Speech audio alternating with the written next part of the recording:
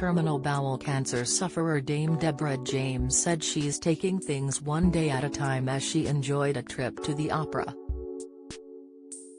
The 40-year-old, accompanied by husband Sebastian Bowen, travelled to one of her favourite places, Glyndebourne Opera House, East Sussex, to enjoy a performance of La Bohème. Podcast host Deborah took to her Bowel Babe Instagram account on Saturday night to share several photos from the day and included shots of her at the same location 5 years earlier, shortly after she discovered she was battling the disease.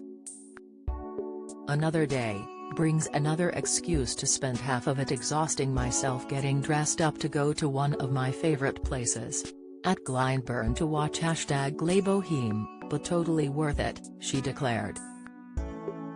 Thank you at Glyndebourne for being so lovely and welcoming tonight. Doing all this in a wheelchair is certainly a new challenge to learn. I can't believe I was last here 5 years ago this week, scared, newly diagnosed, just trying to do the same as I'm doing now, taking things one day at a time. See stories.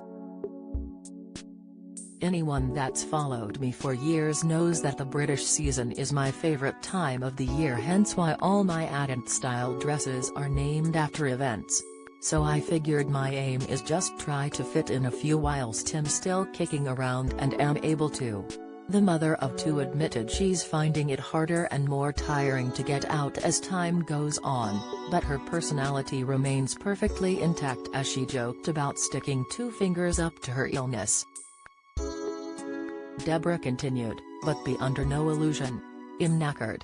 I've worked out it takes me longer to get ready and organized to go than the time I actually last anywhere. Getting dressed is tiring, getting meds organized is tiring, the extra moving, the travel, the wondering what mood your stomach is in, it's all real. But then the feeling of making it to something you didn't think possible, having put makeup on, donning new shoes, that finally arrived in the right size for massively swollen feet, with the sunshine smiling, well then it's all worth it. It's a kind of cheeky still living whilst dying two fingers up to it all. Have a good weekend all XXXXX. Within 4 hours the Dame's post had amassed more than 80,000 likes and 3,000 replies, with one user commenting, "You are absolutely incredible.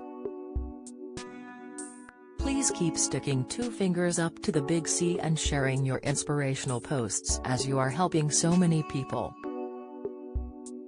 Love to you and your family always." Another added, "Such an inspiration. I check your posts every day. You look beautiful and I'm so glad you're enjoying yourself. We all have a lot to learn from you." A third wrote, "You are beautiful and such an inspiration to everyone. I wish you happiness as you make these beautiful memories for your family, friends and loved ones."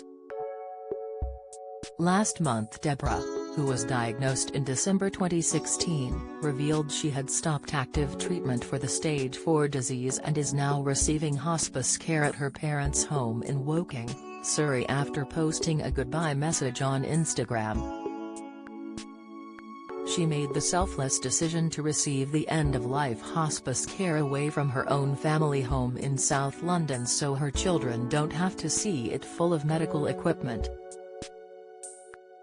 Instead she is living with Mum, Heather and Dad, Alistair.